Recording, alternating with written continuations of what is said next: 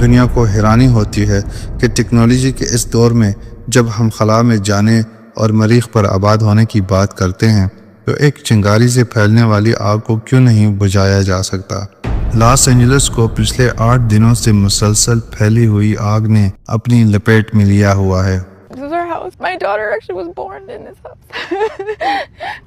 ہم تو بہت ترقی یافتہ ہیں تو قدرتی آفات کا مقابلہ کیوں نہیں کر پاتے، اور اس کو بجھانے کے لیے ہر طرح کے وسائل استعمال کیے جا رہے ہیں، مگر آگ بجھنے کا نام نہیں لے رہی۔ آج لاس اینجلس جل رہا ہے، لیکن کیا ہم غزہ کو بھول سکتے ہیں؟ ہرگز نہیں۔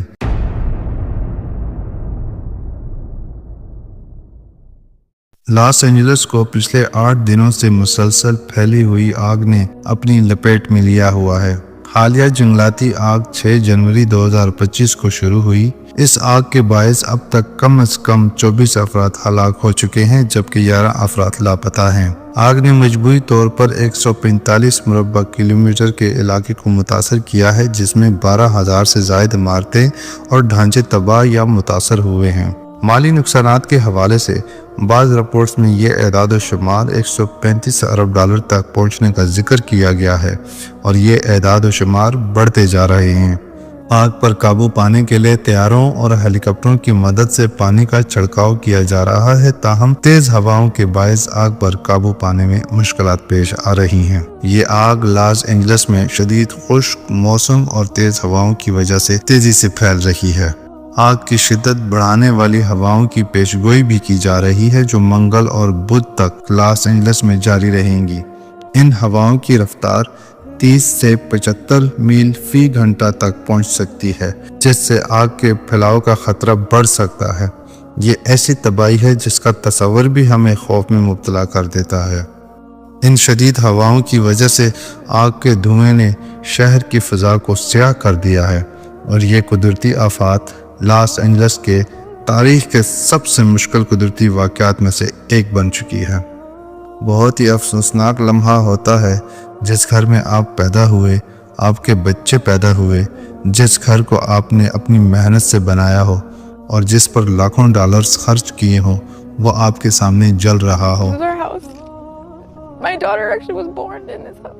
ایسی تباہی کے دوران ہم اکثر یہ سوال کرتے ہیں کہ ہم تو بہت ترقی یافتہ ہیں تو قدرتی آفات کا مقابلہ کیوں نہیں کر پاتے، اور جب ہمارا خود کا تحفظ نہیں ہو سکتا تو پھر ہم اس دنیا میں کیا کر سکتے ہیں؟ امریکہ جیسے ملک کے پاس وسائل کی کوئی کمی نہیں، اور ان کا ہر صدر اعلان کرتا ہے کہ ہم گریٹ ہیں، تو پھر اتنے وسائل کے بعد بھی کیوں ناکام دکھائی دے رہے ہیں؟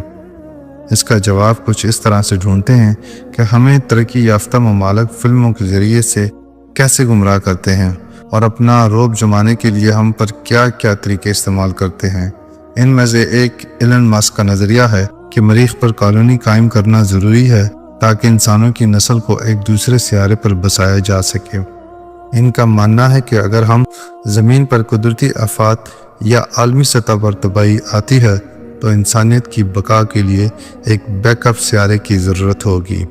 مریخ پر آبادکاری انسانوں کے لیے طویل مدتی بقا کا راستہ فراہم کرے گی اور سائنس اور ٹیکنالوجی میں ترقی کے نئے امکانات کھولے گی۔ ایک فلم میں دکھایا جاتا ہے کہ چاند اپنے مدار سے ہٹ کر زمین کی طرف بڑھتا ہے، جس سے زلزلے، طوفان اور دیگر قدرتی آفات جنم لیتے ہیں۔ ایک ٹیم چاند کے اندر چھپی حقیقت دریافت کرتی ہے کہ چاند کے مرکز میں ایک خطرناک مصنوعی ذہانت موجود ہے۔ ٹیم اس طاقت کو ناکارہ بنا کر چاند کو مدار میں واپس لانے اور زمین کو تباہی سے بچانے میں کامیاب ہو جاتی ہے۔ ایک اور فلم میں دکھایا گیا ہے کہ دنیا بھر میں شدید قدرتی آفات آتے ہیں اور سمندری سطح اتنی بڑھ جاتی ہے کہ سائنسدانوں کو پتہ چل جاتا ہے کہ زمین پانی میں ڈوبنے والی ہے، اور ڈوبنے سے بچنے کے لیے امیر ترین افراد کے لیے ایک ایسی کشتی تیار کی جاتی ہے جس کا ٹکٹ صرف وہی خرید سکتے ہیں، اور پھر وہ زمین کی تباہی سے بچ کر نئی زندگی کی طرف لوٹ جاتے ہیں۔ اس طرح اور بھی بہت سی فلمیں ہیں جن میں دکھایا جاتا ہے کہ وہ بڑی سی بڑی قدرتی آفت سے خود کو بچا سکتے ہیں، مگر یہاں تو آگ ایک چنگاری سے پھیلی ہوئی کو نہیں بجھا سکتے، اور اس کو بجھانے کے لیے ہر طرح کے وسائل استعمال کیے جا رہے ہیں مگر آگ بجھنے کا نام نہیں لے رہی۔ اس وقت بھی آگ بجھانے کا عمل جاری ہے، جس میں 7500 سے زائد فائر فائٹرز اور ایمرجنسی اہلکار تعینات ہیں۔ 1002 فائر انجنز، 31 ہیلی کاپٹرز اور 6 ایئر ٹینکر آگ بجھانے میں مصروف ہیں۔ ریاستی اور وفاقی ادارے مل کر اس بحران سے نمٹنے کے لیے سرگرم ہیں، لیکن پھر بھی آگ کیوں نہیں بجھ رہی؟ دنیا کو حیرانی ہوتی ہے کہ ٹیکنالوجی کے اس دور میں جب ہم خلا میں جانے اور مریخ پر آباد ہونے کی بات کرتے ہیں تو ایک چنگاری سے پھیلنے والی آگ کو کیوں نہیں بجھایا جا سکتا؟ حقیقت یہ ہے کہ قدرتی آفات کے آگے انسان اور اس کے بنائے گئے وسائل سب بے بس اور عاجز ہیں۔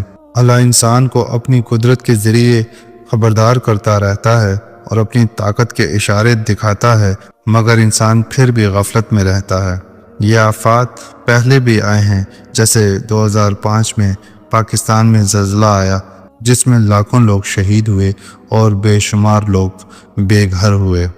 جو چیزیں ہم فلموں میں دیکھتے ہیں یا جو ہم نے طاقتور ممالک کے بارے میں سنا ہے وہ حقیقت سے بہت دور ہے۔